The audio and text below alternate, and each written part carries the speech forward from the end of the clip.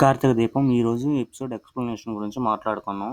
శివనారాయణ జ్యోష్ణ గారు అన్న అగ్రిమెంట్ని తీసుకొని కార్తీక్ చేతిలో పెట్టి, పోరా నీ వైఫ్ని తీసుకొని ఇంట్లో నుంచి బయటికి పో అంటాడు.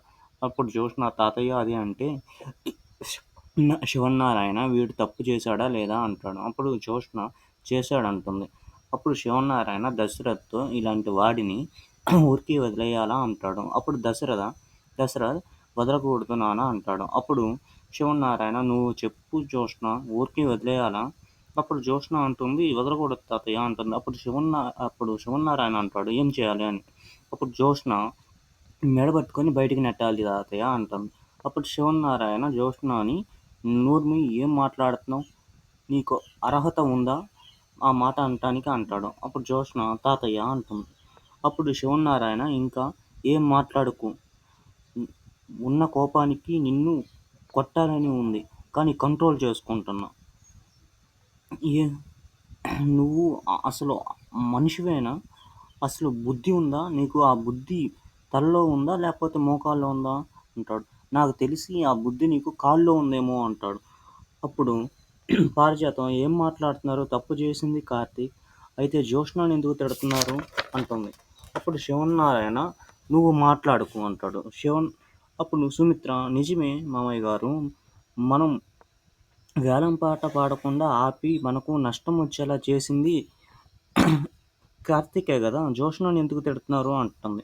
అప్పుడు శివనారాయణ దశరథ్ ఎవరు నష్టం తీసుకోవాలని చూశారో, ఎవరు నష్టం రాకుండా కాపాడారో వీళ్ళందరికీ తెలియాలి అంటాడు. అప్పుడు దశరథ్ నాన్న చూపిస్తానంటాడు. అప్పుడు వెంటనే వాళ్ళ ఫ్రెండ్కి కాల్ చేస్తాడు, వీరాకి కాల్ చేసి మాట్లాడతాడు. తన కోపంలో ఉంటాడు. నాకు ఒక 10 కోట్లు నష్టం రప్పించావు, అది 10 కోట్ల ప్రాపర్టీ నన్ను 20 కోట్లకు పాడేలాగా చేశావు అంటాడు అని కోపంతో అంటాడు. నిన్ను వదిలిపెట్టను అంటాడు. అది అందరూ వింటారు.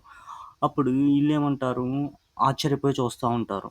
అప్పుడు దశరథ మీ అందరికి అర్థమైంది కదా అంటాడు. ఆ తర్వాత కార్తీక్ని నువ్వు వెళ్ళిపో కార్తీక్ ఇక్కడి నుంచి దశరథ అంటాడు. ఎంత బాధపడాలో అంత బాధపడేవాళ్ళు అంటాడు. అప్పుడు జ్యోష్ణ అంటది ఒకసారి నేను పడిన 2 years లో అంత నష్టం నేను కవర్ చేసుకునేవాడిని డాడీ అంటాడు. అప్పుడు శివనారాయణ నువ్వేంటి నా నష్టాన్ని కవర్ చేసేది, ఆ నష్టాన్ని కవర్ చేయడానికి ముందు నువ్వు బయటపడేస్తుండవు, ప్రజెంట్ ఉన్న నష్టాలు కాపాడు అంటాడు. అసలు నిన్ను సీఈఓ ఎలా చేసాను నాకు అర్థం కావట్లేదు అని శివనారాయణ అంటాడు. కార్తిక్ నువ్వు నీలాంటి తెలివైన వాడు ఇక్కడ నుండి అవమానించడం మా వల్ల అవ్వదు, ఇంకా నువ్వు నుంచి వెళ్ళిపోయి అగ్రిమెంట్ క్యాన్సిల్ చేసేసుకొని అని శివనారాయణ అంటాడు. అప్పుడు జ్యోష్ణ అంటది తాత అంటది. అప్పుడు శివనారాయణ మాట్లాడుకుంటాడు. అగ్రిమెంట్ చేస్తే 10 కోట్లు కట్టా అన్నావు కదా, ఇప్పుడు కార్తీక్ మనకి 11 కోట్లు నష్టపడకుండా కాపాడాడు అంటే డబ్బు మనకి ఇచ్చినట్టే. కార్తీక్ నువ్వు ఇంక నీ భార్యని తీసుకొని వెళ్ళిపో. అప్పుడు దశరథ్ అంటాడు ఇంకా ఏంట్రా చూస్తా వెళ్ళిపో అని. శివనారాయణ దీప నువ్వు భార్యకి నువ్వేం చెప్పమ్మా, ఈ అవకాశాన్ని ఉపయోగించుకోమని చెప్పు అని శివనారాయణ దీపాతో అంటాడు. అప్పుడు కార్తీక్ సారీ పెద్దస్వామి అంటాడు. ఇది చెప్తేనే వెళ్తాను, పెద్ద మేడం చెప్పాలి అని అంటాడు కార్తీక్. చూస్తున్నాను దశరథ అంటాడు. శివనారాయణ కూడా అంటాడు అగ్రిమెంట్ క్యాన్సిల్ చేశాను పంపించాను అని చెప్పమ్మా అని చెప్పి అని అంటాడు. అప్పుడు జ్యోష్ణ నేను చెప్పను డాడీ అంటుంది.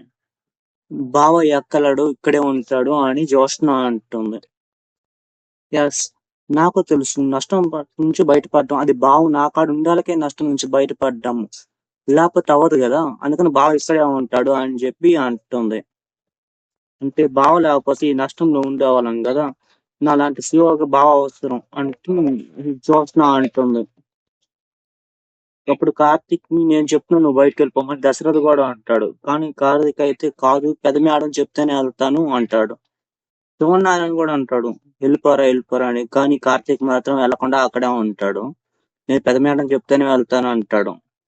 నేను జాబ్ లో జాయిన్ అయ్యేటప్పుడు పెద్ద మేడం నాకు చెప్పాడు, నేను వాచ్మెన్ నేనే, తోటమాలి నేనే, సీఈఓ నేనే, మేనేజర్ ని నేనే అని కార్తీక్ అంటాడు. అన్ని నేనే అని కార్తీక్ అంటాడు. అన్నిటికీ మించి యజమాని మేలు కోరేవాడిని, ఇప్పుడు కూడా మేలే కోరుకున్నాను, మేలే చేస్తాను, పెద్ద మేడం గారు వెళ్ళిపోమని చెప్తే నేను వెళ్ళిపోతాను అని కార్తీక్ అంటాడు. లేకపోతే నేను ఇలాగే ఉంటాను, ఈ ఇంట్లోనే ఉంటాను అంటాడు కార్తీక్. అప్పుడు దశరథ్ దీప నువ్వేం చెప్పొచ్చుగా అమ్మా అంటాడు. మా భర్త మంచి కోసం అందరు చెప్తున్నారు. చెడు కోసం అయితే నేనేం చెప్పుకోను. కానీ అందరూ మంచిగా చెప్తున్నారు. నేనేం చెప్పాలి? మా భర్త మంచి కోసం నిలబడ్డారు. మీరందరూ తనని గౌరవిస్తున్నారు. ఇంకా మీ మేలు కోసం తనే మంచిగా చూసుకుంటున్నాడు. ఇంకా నేనేం చెప్పాలి అలాంటి మనిషికి నేను అని దీప అంటుంది. అక్కడి నుంచి వెళ్ళిపోతుంది ఇంకా. దీప అంటుంది వాళ్ళ రూమ్కి వెళ్ళాక అందరు మనుషులు గెలిచావు బావా అని చెప్పి. అప్పుడు నా ఫ్యామిలీకి వస్తే నేను చైనా అంటాడు.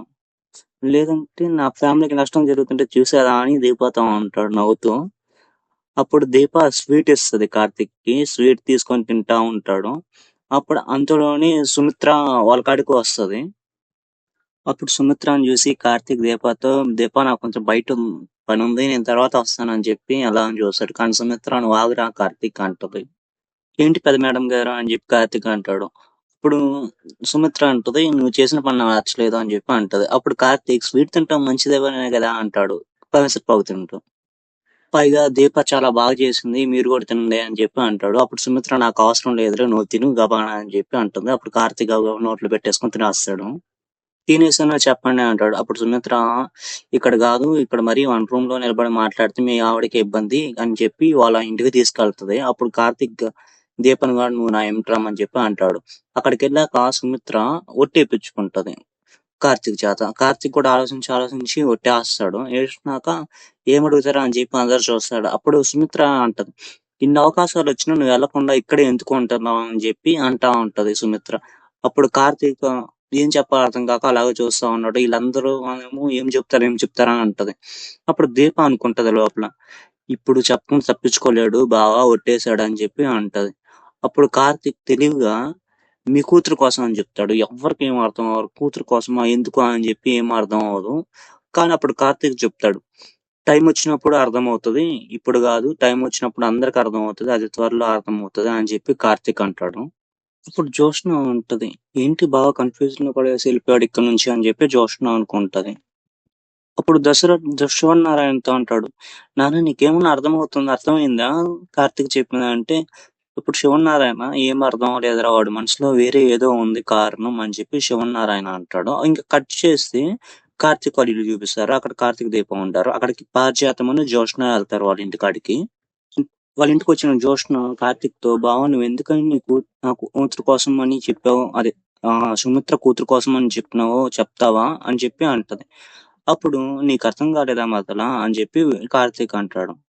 అప్పుడు జోష్న అంటది అగ్రీమెంట్ కాన్సెల్ చేసుకొని వెళ్ళిపోయే కారణం ఉన్నా నువ్వు నా కోసం అని చెప్పి ఆగిపోవటానికి కారణం ఏంటో నాకు తెలియాలి అని చెప్పి అంటది. అప్పుడు కార్తీక్ చెప్పాలా? నేను చెప్తే తట్టుకోగల ధైర్యం మీకుందా? అని చెప్పి అంటాడు. అప్పుడు పారిజాతం తట్టుకోగలను. ఖచ్చితంగా, ఖచ్చితంగా తట్టుకోగలను అని చెప్పి పారిజాతం అంటది. అప్పుడు కార్తీక్ చెప్తాడు. కార్తీక్ అంటాడు నీకు బుద్ధి చెప్పడానికి జోష్న అంటాడు. అప్పుడు పారిజాతం అక్కడేమో కూతురు కోసం అన్నావు. ఇక్కడేమో బుద్ధి చెప్పడానికి అంటున్నావు. అసలు నువ్వేం చెప్తున్నావు అని పారిజాతం అంటది. కార్తీక్ అంటాడు అప్పుడు పెద్ద మేడం గారు జోష్న సుమిత్ర గారి కూతురు కాదా? అని చెప్పి అంటాడు. అప్పుడు పారిజాతం భయపడిపోతా ఉంటది అసలు. భయపడుతూ పారిజాతం అంటది. జోష్న సుమిత్ర కన్న కూతురు. అది 10 నెలలు మోసి కని పెంచింది. నేను పక్క నుండి పాలు ఇచ్చాను. తాగాను అది ఇది అని చెప్పి ఏదేదో చెప్తా ఉంటది భయపడుతూ. అప్పుడు కార్తీక్ ఏమో లోపల లోపల నవ్వుకుంటా ఉంటాడు. ఆ తర్వాత ఈ జోష్న ఏమో అసలు కార్తీక్ ఏమో అడిగాడు నువ్వేం చెప్తున్నావు అని చెప్పి అంటది. అప్పుడు ఈమేమో పారిజాతం సందర్భం వచ్చేలా చెప్తున్నా అని చెప్పి భయపడుతూ ఉంటది. మీకు గనుక ఈ ఎక్స్‌ప్లనేషన్ నచ్చితే ఈ ఛానెల్‌ని సబ్స్క్రైబ్ చేసుకొని లైక్ బటన్ కూడా నొక్కండి. ప్రతిరోజు వీడియోస్ టైంకి పోస్ట్ చేస్తాను.